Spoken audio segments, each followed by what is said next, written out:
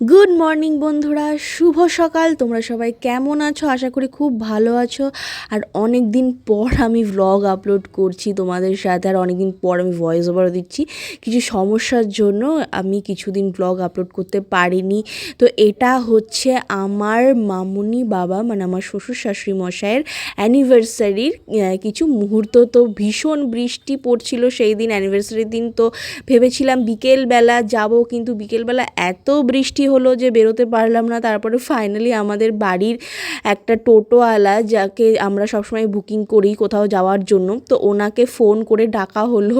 তো তারপরে আমি আর আমার বড়মশাই ফাইনালি বেরিয়ে পড়লাম। তারপরে মিষ্টির দোকানে গিয়ে মিষ্টি কেনা হলো, কেক কেনা হলো মিয়ামর যে কৃষ্ণনগর টাউনে। তারপরে ফুল, মানে ভিজতে ভিজতে পুরো অবস্থা খারাপ হয়ে গেছে। আর এইদিকে বড়মশাই টোটো থেকে নেমে মোমো কিনতে গেল। আমি আর মোমো কেনার সময়তে গেলাম না, ওকে বলে দিলাম যে এই মোমোগুলো কিনো।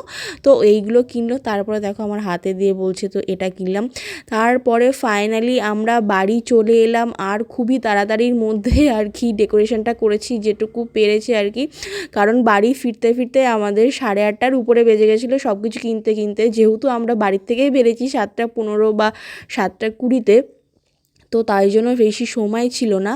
আর তারপরে বাড়ি এসে আমি তাড়াতাড়ি করে ফুলটাকেও ডেকোরেশন করে নিলাম। আমি ফুল কিনেছিলাম রজনীগন্ধা আর গোলাপের পাপড়ি, যাতে কেকের সাইড দিয়ে চারিদিক দিয়ে সাজানোর জন্য। আর এই দেখো আমি খাবারগুলো সার্ভ করছি, সাজাচ্ছি।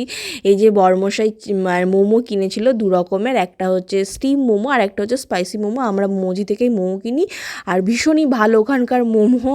আর এই দেখো মিষ্টি কিনেছিলাম অনেক রকমের, আর মোমোর এই যে চিকেন কাটলেট ছিল 2টো। তো দেখো ফাইনালি আমার সাজানোও হয়ে গেলো। হ্যাঁ, আর কিনেছিলাম হচ্ছে এই যে চিকেন ইন্টারনেট, এগুলো কেনা হয়েছিল। আর মিষ্টি তো অনেক রকম ছিল। আর হ্যাঁ, মিষ্টিটা আমরা সবসময় করুণাময়ী থেকে কিনি, কারণ ওখানকার মিষ্টি খুব ভালো হয়। আর সিঙ্গারাটা ওখান থেকে কিনেছিলাম। আর কিনেছিলাম, যেহেতু পায়েস করার কোনো প্ল্যানই ছিল না, তো আমি আর আমার বড় সময় ঠিক করলাম যে রসমালাই কিনে আনবো। তো রসমালাই কিনে আনলাম। আর এটা হচ্ছে মামুনি বাবার 34তম বিবাহবার্ষিকী। আসলে আমরা একটু বাড়ির বাইরে ছিলাম, ওই জন্য আর কি কোনো কিছু প্ল্যান ছাড়াই এবার হুট করে হয়ে গেল। আর এইদিকে বড় মশাই ঠ্যাং ছড়িয়ে বসে আছে, আর আমিও একটুখানি তোমাদের সাথে আমাকে শেয়ার করে নিলাম। আর এই যে ফাইনালি আমার সব ডেকোরেশন করা রেডি। আর কেমন হয়েছে তোমাদের বলো। আর এদিকে মামুনিকে আমি একটু সাজুগুজু করিয়ে দিচ্ছি। আর মামুনি বাবা তো ভীষণ লজ্জা পাচ্ছিল আসতে আর কি, প্রত্যেক বাড়ি লজ্জা লাগে যেহেতু বিবাহবার্ষিকী বলে কথা।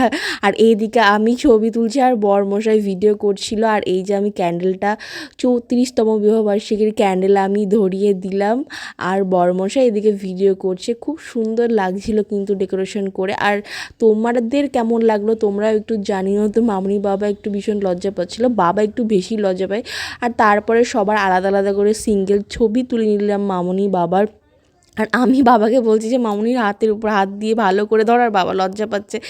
আসলে বাবা একটু লাজুক ব্যাপার। তারপরে কেক কাটা শুরু হয়ে গেলো। আমরা মামুনি বাবাকে উইশ করলাম, ভীষণ আনন্দ হচ্ছিল। আসলে এবারটা অ্যানিভার্সারি পালন করতে পারবো ভাবতেই পারিনি, তাও হুট করে হয়ে গেল। তো কি আর করা যাবে, ভাগ্যে ছিল বলে হয়েছে। তো বাবা মামুনিকে কেক খাইয়ে দিল।